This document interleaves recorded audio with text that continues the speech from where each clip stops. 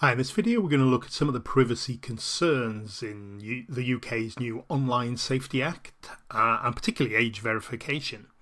Now, civil society groups and privacy advocates have raised significant concerns about the use of personal data for age verification under the UK's Online Safety Act. This is, just to summarise, is the fact that all website that's a potentially adult material, that can be anything from self-help stuff or eating disorders or obviously pornography, are covered under the UK's Online Safety Act, and providers need to verify the age of anybody accessing the site if they're from the UK. And I just wanted to go some of the statements of some of the privacy organisations regarding this. But before I do that, I just want to show you quickly one of the big problems with this is the fact that you may have heard that everybody's using VPNs.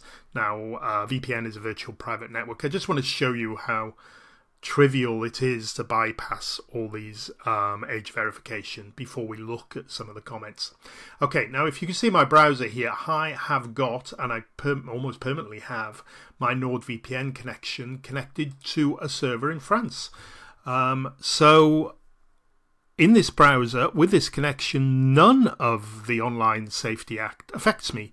None of the age verification. Now, if I go to an adult website, it won't prompt me for my age. It'll just go through, of course, if it's legal in France. And any of these sites that are blocked or geo-targeted by the Online Safety Act in the UK won't apply to me, so I'll be able to access them. For instance, there are so basically any site I can access. Like, just to show you very quickly a site that is normally blocked in the UK because of the Online Safety Act, here I can access because my VPN is connected and I can go to this AI website. If I disconnected the VPN, it wouldn't work anymore. There are some slight problems with this, or inconveniences if you like. If I go to BBC iPlayer, I'll get blocked because it thinks I'm in France until I disconnect it, but I can just click on it and disconnect it. And if I go to Google and I'm looking for a plumber,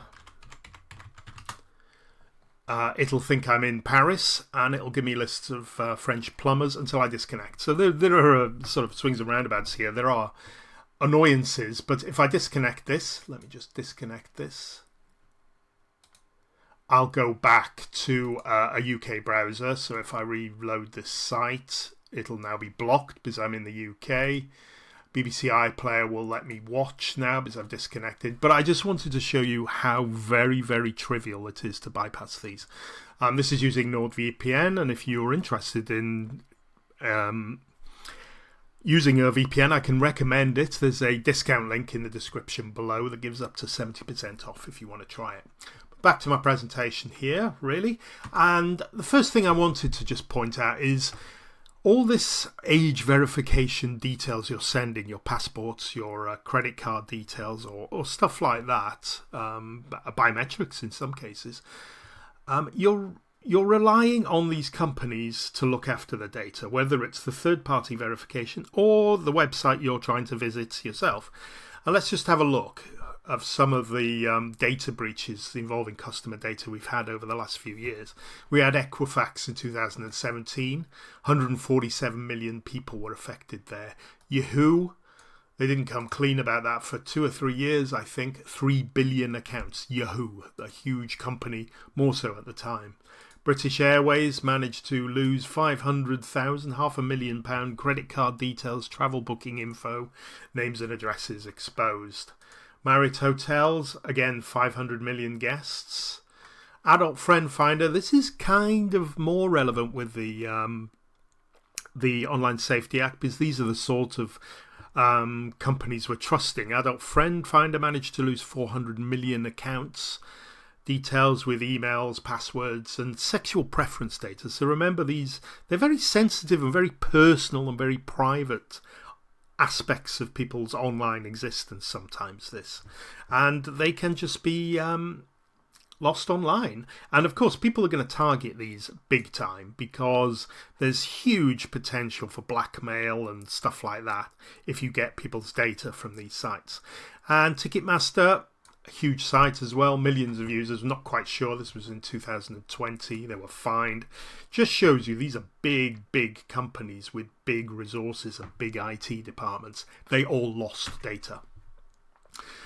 Some of the comments we've seen on privacy organisations here. Big Brother Watch was quite an important one. This broad spectrum of third-party companies will be holding some of the most personal data about you, and then will be linked to your internet browsing, as in with Adult Friend Finder. And that can be very dangerous. I think sure you can use your imagination for the problems this can cause. The public is having to choose between not being able to freely access the internet or handing over huge troves of personal data to a series of third-party companies open to hacking, data breaches and data theft. You're basically trusting all these companies with your personal details and your browsing history. So these statements underscore the risk of data centralization that we've been arguing against for years, and don't do this stuff. Third-party providers collecting sensitive personal data are just easy targets.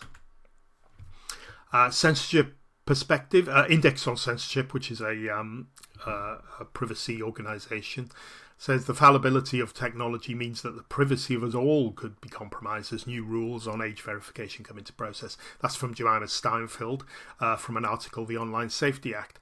This highlights a precarious balance. While we're aiming to protect children, technology's inherent vulnerabilities could undermine privacy for everybody, including our children.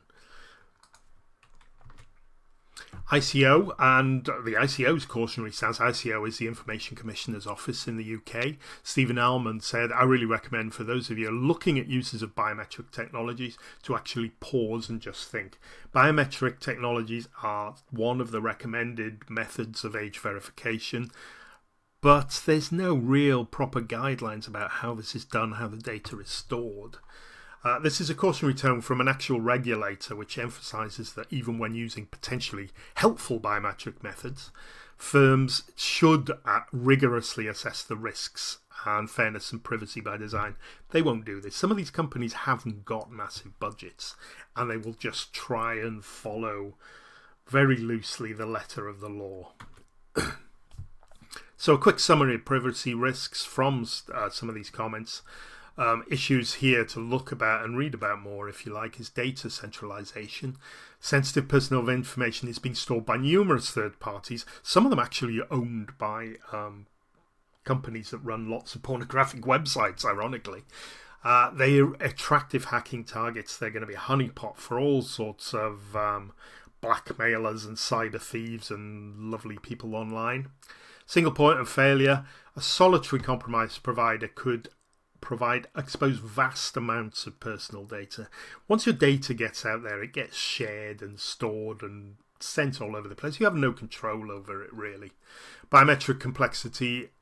The use of face scans or ID involves sensitive special category data that should be handled with utmost care. We don't know what this is going to be involved in the future, whether biometric information is used to access credit cards, to pay for use as a payment method as well. So this data, we don't know it's going to be used in the future, and it's very, very risky to start putting it online now. And to summarize them all, technology's fallibility. Secure systems can be breached. We've seen this over and over the history of the internet.